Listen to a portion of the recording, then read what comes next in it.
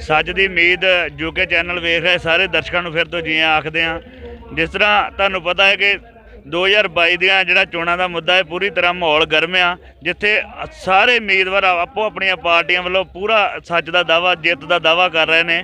पर संयुक्त समाज मोर्चा वालों जिहड़ा कि एक दिल्ली संघर्ष विचों पार्टी बनी, ਜਦੋਂ कि उन्होंने उम्मीदवारों वालों चोण प्रचार भी किया जा रहा है, पर अज उन्होंने वालों एक वक्री रोस मार्च किया जा रहा है कि पंजाब की सरकार वालों साडे स्कूल क्यों बंद किए गए हैं।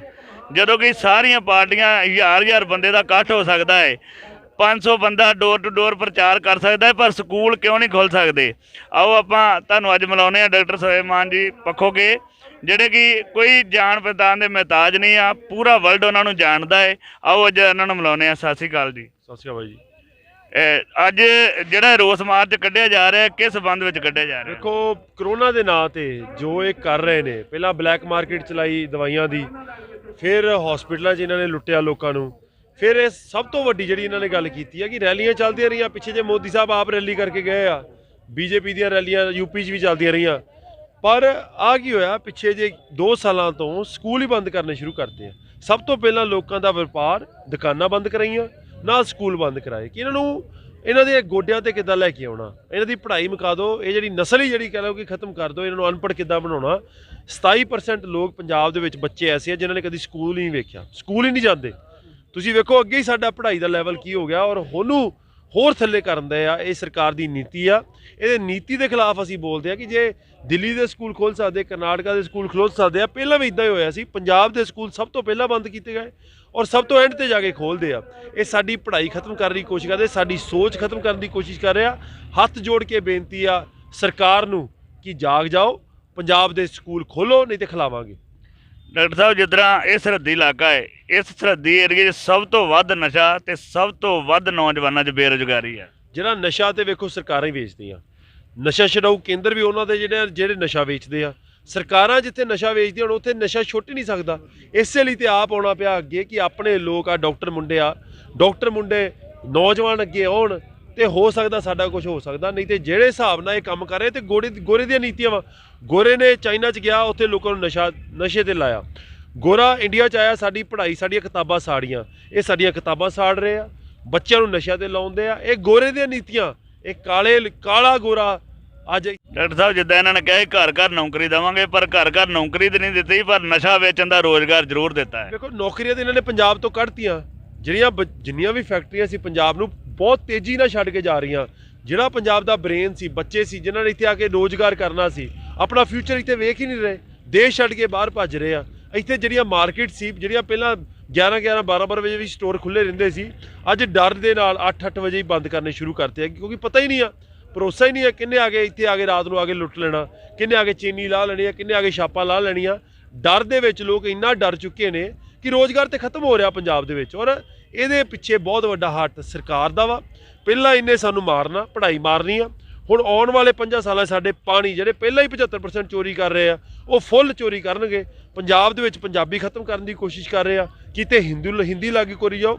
ये सब नीतियां सरकार दियां वा पंजाब ते पंजाब दी होंद नूं खत्म करने दी। डॉक्टर साहब जिद्दां विक्रमजीत सिंह मजीठिया जो अकाली दल के मंत्री भी रहे ने, उन्होंने रिश्तेदार भी ने, 6000 करोड़ ड्रग का केस उन्होंने पैंदा है तो कुछ दिनों जमानत हो जाती है। ਜਦੋਂ कि साडे दविंदरपाल सिंह जी भुल्लर आ 26 साल वो सज़ा कट चुके हैं, तो उन्होंने रिहाई जां उन्होंने जमानत क्यों नहीं हो सकती? और वेखो 26 साल जेल आई आ, और सियासतदान ये आंदे आ कि जे उन्होंने रिहाई लई बोलता तो ये हिंदू वोटर साडा नाराज़ हो जाऊगा। अरविंद केजरीवाल होना दे जिहड़ी वो अपनी MLA आ बीबी बलजिंदर कौर दा ये बयान आ। हुण तुसीं वेखो तुहाडे उन्हां दी सोच की, जिन्हां ते तुसीं झंडे चुक्की फिरदे हो। और नशा मैं कहना ये गल मैं बड़े समझ के गल कर रहा कि 4.5 साल पिछले तो बिक्रम सिंह मजीठिया ने नशा नहीं वेचिया। होर भी कांग्रेस का भी उन्ना ही हत्थ है जिन्ना अकालियां दा हत्थ है। कांग्रेस भी उन्ना ही जिम्मेवार है, वध जिम्मेवार है। पिछले 4.5 सालों च नशा वधिया होगा, पंजाब च घटिया नहीं है। सो उन्नी जिम्मेवार कांग्रेस है जिन्ने अकाली है। सारिया सियासी पार्टियां उन्नियां ही जिम्मेवार हैं। और जिहड़ा आउण वाली आ जिहड़ी दिल्ली की सरकार, इस तो भी उन्ना ही बचण की लोड़ आ। जिथे रेप कैपिटल मन्निया जा रहा दिल्ली नूं, लोकी सड़कों ते सौंदे आ, नशे दे तस्कर, उन्होंने तुसीं वोटां ना पाओ। ध्यान रखियो, नहीं तो अपना भविख दाव ते लगा पिया। ध्यान रखियो, नहीं तो अपना भविख दाव ते लगा पिया। अज उत्थे असीं ਆਪਾਂ ਇਹ ਵੀ ਲੋਕਾਂ ਹਲਕੇ ਦੇ ਲੋਕਾਂ ਨੂੰ ਕਰਾਂਗੇ ਕਿ ਕਿਸਾਨ ਸੰਯੁਕਤ ਸਮਾਜ ਮੋਰਚੇ ਨੂੰ ਵੋਟ ਪਾਓ ਤੇ ਉਹਨਾਂ ਨੂੰ ਇਮਾਨਦਾਰ ਉਮੀਦਵਾਰਾਂ ਨੂੰ ਅੱਗੇ ਲਿਆਓ। ਵੇਖੋ ਅੱਜ ਅਸੀਂ ਇੱਥੇ ਆਪਣਾ ਚੋਣ ਪ੍ਰਚਾਰ ਨਹੀਂ ਕਰਨ ਆਏ ਜੀ। ਸ਼ਾਇਦ ਸਾਨੂੰ ਇਸ ਤਰ੍ਹਾਂ ਲੱਗਦਾ ਸੀ ਕਿ ਅਸੀਂ ਚੋਣ ਪ੍ਰਚਾਰ ਕਰਨ ਦੀ ਵੇਟ ਕਰੀਏ ਕਰਦੇ ਕਰਦੇ ਤੇ ਬਾਅਦ 'ਚੋਂ ਆਵਾਜ਼ ਚੁੱਕੀ ਆਪਣੇ ਬੱਚਿਆਂ ਦੀ। ਇੰਨਾ ਸਮਾਂ ਅਸੀਂ ਵੇਸਟ ਨਹੀਂ ਕਰਨਾ ਚਾਹੁੰਦੇ। ਸਾਨੂੰ ਲੱਗਾ ਅਸੀਂ ਕੁਰਸੀ ਤੇ ਬਹਿ ਕੇ ਜੋ ਆਪਣੇ ਹੱਕ ਲੈਣੇ ਆ ਤੇ ਉਦੋਂ ਤੱਕ ਅਸੀਂ ਜਿਵੇਂ ਸ਼ੁਰੂ ਤੋਂ ਲੈਂਦੇ ਆਏ ਧਰਨੇ ਲਾ ਕੇ ਰੋਸ ਮਾਰਚਾਂ ਕੱਢ ਕੇ ਰੋਸ ਕਰਕੇ ਉਹ ਅਸੀਂ ਹੁਣ ਵੀ ਕਰਾਂਗੇ। ਸੋ ਅਸੀਂ ਅੱਜ ਰੋਸ ਕਰਨ ਆਏ ਆ। ਅਸੀਂ ਉਹ ਸਰਕਾਰ ਦੇ ਖਿਲਾਫ ਆਏ ਆ। ਇਹ ਸਾਰੇ ਵੀਰ, ਇਹ ਸਾਰੇ ਐਸਐਸਐਮ ਦੇ ਨਹੀਂ ਆ, ਐਸਐਸਐਮ ਦੇ ਅਸੀਂ ਕੁਝ ਕੈਂਡੀਡੇਟਸ ਆ। ਇਹ ਸਾਰੇ ਵੀਰ ਕਿਸਾਨ ਆ, ਇਹ ਮਜ਼ਦੂਰ ਆ। ਇਹ ਪੂਰੇ ਪੰਜਾਬ ਚੋਂ ਇਕੱਠੇ ਹੋ ਕੇ, ਪੂਰੇ ਤਰਨਤਾਰਨ ਹਲਕੇ ਚੋਂ ਇਕੱਠੇ ਹੋ ਕੇ ਇਹ ਸਾਰੇ ਜਣੇ ਅੱਜ ਖਿਲਾਫ ਖਲੋਤੇ ਆ ਇਸ ਸਰਕਾਰ ਦੇ। ਜਿਹੜੇ ਸਾਡਾ ਇੱਕੋ ਇੱਕ ਹਥਿਆਰ, ਸਾਡੀ ਪੜ੍ਹਾਈ, ਜਿਹਦੇ ਨਾਲ ਆਪਾਂ ਇਹ ਜੰਗ ਜਿੱਤਣੀ ਆ, ਜਿਹਦੇ ਨਾਲ ਆਪਾਂ ਆਪਣੇ ਹੱਕ ਲੈਣੇ ਆ ਲੜ ਕੇ, ਇਹ ਸਾਡੇ ਤੋਂ ਖੋਹਣਾ ਚਾਹੁੰਦੇ ਆ। ਸਾਨੂੰ ਅਨਪੜ੍ਹ ਰੱਖਣਾ ਚਾਹੁੰਦੇ ਆ, ਸਾਨੂੰ ਬੇਰੁਜ਼ਗਾਰ ਰੱਖਣਾ ਚਾਹੁੰਦੇ ਆ, ਨਸ਼ਿਆਂ ਦੇ ਨਾਲ ਸਾਨੂੰ ਕਮਜ਼ੋਰ ਕਰਨਾ ਚਾਹੁੰਦੇ ਆ। ਇਹਦੇ ਖਿਲਾਫ ਅਸੀਂ ਲੜਨਾ ਹੈ। ਆਓ ਅੱਜ ਇਸ ਰੋਸ ਮਾਰਚ ਦੇ ਵਿੱਚ ਇੱਕ ਭੈਣ ਵੀ ਬਾਹਰੋਂ ਆਏ ਆ ਜਿਹੜੇ ਕਿ ਸਾਡੇ ਸੰਯੁਕਤ ਸਮਾਜ ਮੋਰਚੇ ਦੇ ਨਾਲ ਖੜੇ ਆ। ਆਓ ਅੱਜ ਆਪਾਂ ਉਹਨਾਂ ਨਾਲ ਵੀ ਗੱਲ ਕਰਦੇ ਹਾਂ। ਸਤਿ ਸ਼੍ਰੀ ਅਕਾਲ ਭੈਣ ਜੀ। सत श्री अकाल। बहुत बहुत मैं सुन रही थी आपका सवाल कि पढ़ाई स्कूल कॉलेजेस बंद है, तो मैं ये बताना चाहती हूँ पढ़ेगा लिखेगा अगर देश और स्टेट तो सवाल पैदा करती हैं। शिक्षा से सवाल पैदा होते हैं और अशिक्षित रहेंगे, नशे में रहेंगे तो कोई सवाल ही नहीं पैदा होता है, कोई सवाल नहीं कर सकते हैं। और मनुवादियों की ये किताबों में है कि इतना शोषण लोगों का कर लो, इतना शोषण कर लो कि और इतना कमज़ोर कर दो तबके को जिस पर राज करना है। अगर वो जितने कमज़ोर रहेंगे आप उतने ज़्यादा दिनों तक राज कर सकते हैं, और अगर समझदार रहेंगे, सवाल रहेगा तो राज नहीं कर सकते। तो सबसे पहली नीति शिक्षा को ख़त्म कर दो। दूसरी नीति को युवाओं के बीच में नशा को भेजो। सरकार और मीडिया हमेशा ये चलाती है कि पाकिस्तान से नशा आता है, ठीक है, ओके। हम जाकर बॉर्डर पर देख सकते हैं कि इतनी टाइट सिक्योरिटी है कि जब खेती करने भी उस तरफ लोग जाते हैं तो रोटियों को भी चेक किया जाता है। तो बिना सरकार की अनुमति के नशा उस तरफ से इधर कैसे आ सकता है? तो जाहिर सी बात है, मैं देश की जनता समझदार है, मैं ज्यादा नहीं कुछ बोलूंगी। और मैं ज़ेबा खान झारखंड से 2000 किलोमीटर चलकर पहले तो 13 महीने किसान आंदोलन में रही, शुरू से लेकर अंत तक साथ खड़ी रही और किसानों के साथ हर संघर्ष में जिंदगी और मौत को दांव पर लगाकर। ये समझ सकता है आज 2000 किलोमीटर पंजाब इसलिए आई हूँ ये इलेक्शन के समय कि मैं देख रही हूँ कि जिस तरह पंजाब ने संघर्ष किया तीनों काले कानून के खिलाफ और हमारे 750 किसान शहीद हुए।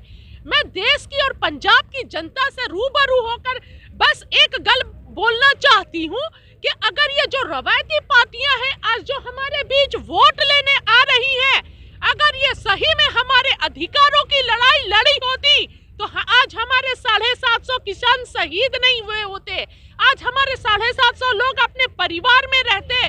तो एक जिसने अपने परिवार के एक शख्स को खोया है, ये दर्द कोई नहीं बांट सकता है उसके साथ, मरते दम तक जाएगा। मैं पंजाब वासियों से ये अनुरोध करती हूँ कि ये वही लोग हैं जो इलेक्शन में उठे हैं, किसानों ने ही पार्टी बनाई है, इस जमीन के इस मिट्टी के लोगों ने पार्टी बनाई है, इसलिए किसानों के साथ आकर खड़े होइए, न कि वो रवायती पार्टियां जो हमेशा शोषण करती आई हैं। और एक और बंदे दिल्ली से झाड़ू वाले आए हैं, उनके बारे में मैं ये बोलना चाहूंगी, उन्हें झाड़ू मारकर भगा दीजिए। वो हमेशा हाथ खड़ा कर देते हैं, उनके हाथ में तो कभी कुछ रहता ही नहीं है। वो सीधे एक चीज पर बोलेंगे, हाँ मेरे हाथ में तो कुछ है ही नहीं जी, ये तो केंद्र सरकार के हाथ में है। वो बेचारे बहुत मजबूर है, इसलिए जो लड़ाई नहीं लड़ सकते हैं जनता के अधिकारों की, जनता की हकों की, जर और हमारे जमीन की लड़ाई नहीं लड़ सकते, उन्हें सत्ता में भी आने का कोई अधिकार नहीं है। ਭੈਣ ਜੀ ਇੱਕ ਮਿੰਟ ਭੈਣ ਜੀ, ਜਿੱਦਾਂ ਲੰਮਾ ਸਮਾਂ ਯਾਦ ਹੋ ਗਿਆ, ਪਰ ਸਾਡੇ ਬਜ਼ੁਰਗਾਂ ਦਾ ਜਾਂ ਸਾਡੇ ਪਿੰਡਾਂ ਵਾਲੇ ਲੋਕਾਂ ਦੀ ਇਹ ਸੋਚ ਆ ਕਿ ਸਾਡਾ ਬੱਚਾ ਜਵਾਨ ਹੋਵੇ ਤੇ ਇੱਥੋਂ ਚਲੇ ਜੇ ਬਾਹਰ अंग्रेजों को। कि उत्थे सिस्टम चंगा है, इत्थे सिस्टम माड़ा है? देखिए, सबसे पहली बात तो आज हमारे नौजवानों के पास रोजगार नहीं है, और क्या करेंगे यहाँ पर रहकर, रोजगार भी नहीं है और सुरक्षित भी नहीं है। देश के हालात ऐसे बना दिए गए हैं तो मजबूरी हो गई है हर पिंडों में अपने बच्चों को बाहर जाने का। किसी को शौक नहीं है अपनी जमीन, अपनी मट्टी, अपने माता में जाने का। और मैं यहाँ पर पिंड में घूम रही हूँ और मैं देख रही हूँ कि घर के बेटे 4-4 साल से आत्मा रोती है, आंख नहीं दिल रोता है जब ये पता चलता है कि बच्चे बड़े हो गए और पिता ने देखा नहीं है उन बच्चों को। बच्चे जब गोद में थे तो पिता गया है और बच्चा समझदार हो गया, तो ये वक्त कोई नहीं ला सकता है। किसी को शौक नहीं है विदेशों में जाने की, अपने देश में रोजगार नहीं है, कोई सुविधा नहीं है। हजारों अरबों करोड़ों रुपए माफ कर दिए जाते हैं अडानी और अंबानी के, पर देश के किसानों के पैसे नहीं माफ किए जाते हैं, पंजाब के किसानों के पैसे नहीं माफ किए जाते। किसान आत्महत्या करता है तो क्या ऑप्शन बचता है? और देश के प्रधानमंत्री पकौड़ा तलने के लिए सलाह देते हैं। तो मैं पंजाब वासियों से ये अनुरोध करती हूँ, ये वो लोग हैं जो किसानों ने पार्टी बनाई है, ये जमीन के लोग हैं जो आपके लिए लड़ाई लड़े हैं, संघर्ष किया है, इनको कमजोर मत करना मेरे पंजाब वासियों। मैं 2000 किलोमीटर से आपकी बहन हाथ जोड़कर अनुरोध करती हूँ कि इस बार पंजाब के सत्ता की चाबी किसानों के हाथ में दीजिए, अपने भाइयों के हाथ में दीजिए, मजदूरों के हाथ में दीजिए, कमजोरों के हाथ में दीजिए, ताकि फिर कोई किसान आंदोलन न उठे, फिर हमारी माताओं को न कुचला जाए, फिर कोई लखीमपुर खीरी की घटना ना हो, और फिर कोई बस्तारा टोल प्लाजा में जैसे डंडे मारे गए थे वैसी कोई घटना ना हो, और फिर हम अपने लोगों को शहीद ना करें होना पड़े जैसे 750 किसान शहीद हुए, फिर कोई आंदोलन न उठे। ऐसे सत्ता को किसानों को चुनिए जो आपके हक की बात करे, जो अगली फसल और अगली नस्ल को बचाए।